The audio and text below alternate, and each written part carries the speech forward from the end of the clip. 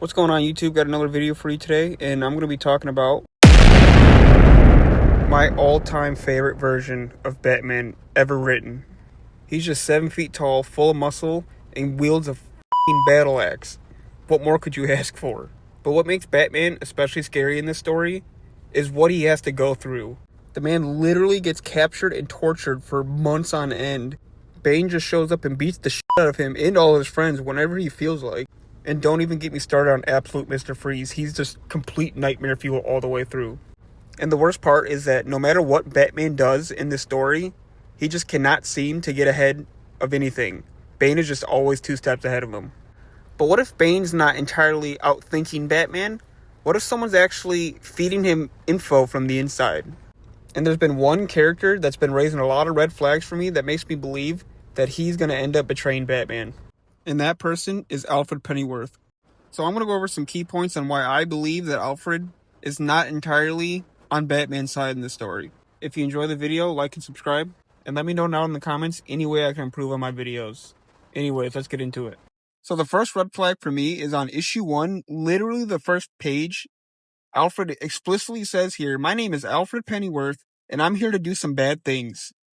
If that's not answer enough that he's going to end up betraying Batman, I don't know what is. Red flag number 2 comes from the next page, and it's when Alfred is speaking with his mysterious contractor, which, for one, mysterious contractor that pays him to do anything they ask.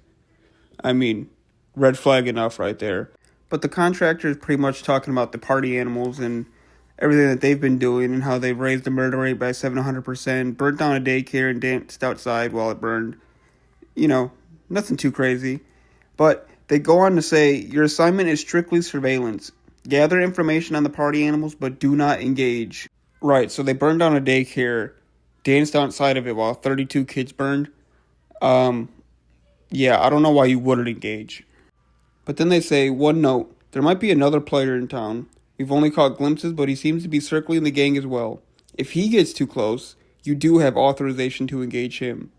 So we're not going to kill the murderers, but they absolutely want him to engage with Batman. Interesting. Where Alfred then says, what's gotten into you, old man? Questioning orders? You're a servant. They ring, you serve. Meaning Alfred is kind of aware that he is just a servant to these people, but he is beginning to question orders. So that might make it to where maybe he does betray Batman, but he's only doing it so they don't suspect him of ultimately trying to help him in the end. So this could go either way. Red flag number 3 kind of goes in hand with red flag number 2 in that Alfred doesn't have the same connection with Bruce that he did in every other version of Batman that we've seen. Right, he's no longer the Wayne family butler. He's just a mercenary in this story, meaning he doesn't really care about Bruce in that way. Obviously, he's, no stranger to being paid for, taking out jobs. So why would he ultimately not betray Bruce if he's getting paid enough money to do so? He doesn't really care about him in any way. He hasn't had that connection. He hasn't built anything with Bruce. It's the first time he's met him in this universe. For red flag number 4 and the last red flag of the video, honestly has a lot to do with Arc M and the introduction of Absolute Catwoman. So when Bruce finally found Arc M and ultimately got captured, it almost felt like Alfred was playing into Bruce's stubbornness about fighting the party animals and, tracking down Arc M, to where he almost wanted him to be at Arc M. And yes, Alfred did show some remorse for sending Bruce in there, but as Alfred says, he knew about a lot of the horrors that go on inside of Arc M, and yet he still let Bruce go in there. But again, Batman is just stubborn, and even without Alfred's help, I feel like he still would have ultimately came to this conclusion anyways. I feel like he ultimately would be at Arc M no matter what. So this is where it brings me to Absolute Catwoman. Now, when we're first introduced to Absolute Catwoman, Alfred doesn't trust her at all. He even goes to tell Bruce that you shouldn't trust her. Like, he knows who she is. But Bruce also knows who she is. I mean, in this story, all of Batman's normal villains were his childhood friends. They're all very well acquainted. So to say that he shouldn't trust her, is a little weird. So after Bruce, turns into the Hulk for a brief moment and knocks down a Ferris wheel, he regroups with Catwoman and Alfred, where they decide that it's time to confront Bane one-on-one. Batman needs to finally defeat Bane, get this guy out of the picture. And Catwoman is, very caring and sincere, and she says, yeah, absolutely, but don't use the Venom. You do not need the Venom to fight this guy. Whereas Bruce is like, no, I need the Venom to fight. I cannot fight this guy without the Venom. It gave me such an advantage that I need this to be able to beat Bane.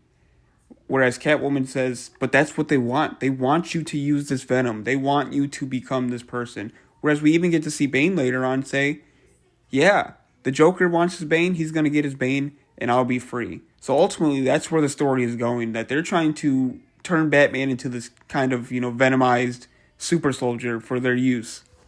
Ultimately, they agree to disagree, and Catwoman just kind of leaves. Whereas it leaves us with some monologue from Alfred, basically telling Bruce that, this is what he needs to do. He needs to become this monster to be able to fight this other monster. There's no way around it. And this interaction alone is what made me think that Alfred is going to ultimately betray Bruce in the next issue or in the future. Because it almost feels like he wants him to become this. He doesn't want him to ultimately beat Bane or save Gotham or bring any hope to this world.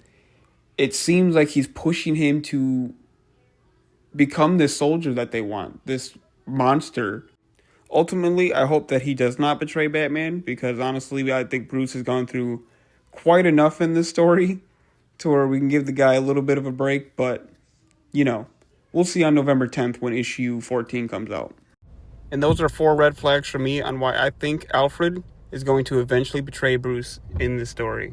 There's honestly a lot more red flags in this, and I'm sure you could even make the argument that he's not going to betray Batman, that in the end, he's just playing the part to further help him later on, Let me know your thoughts in the comments down below.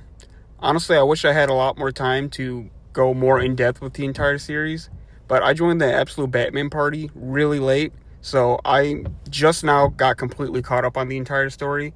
And with the annual Absolute Batman one-shot series coming out tomorrow, and November 10th, we got issue 14 coming out, I really wanted to push this video out. That way, next week, I can talk about this series coming up. I'm also working on a Battle Beast video, and I've been reading another Image series called Blood and Thunder, which is an incredible story, and we'll eventually be making videos on those. I'm going to be shooting to make videos every Wednesday. It just takes me a bit longer. I do all my editing through my phone, so it makes it a little bit more difficult. And even for this video, I recorded half my voice in my car on break at work, so I try and fit in video making in all my spare time. But with that, that's the end of the video. I'll see you guys in the next one, and see ya.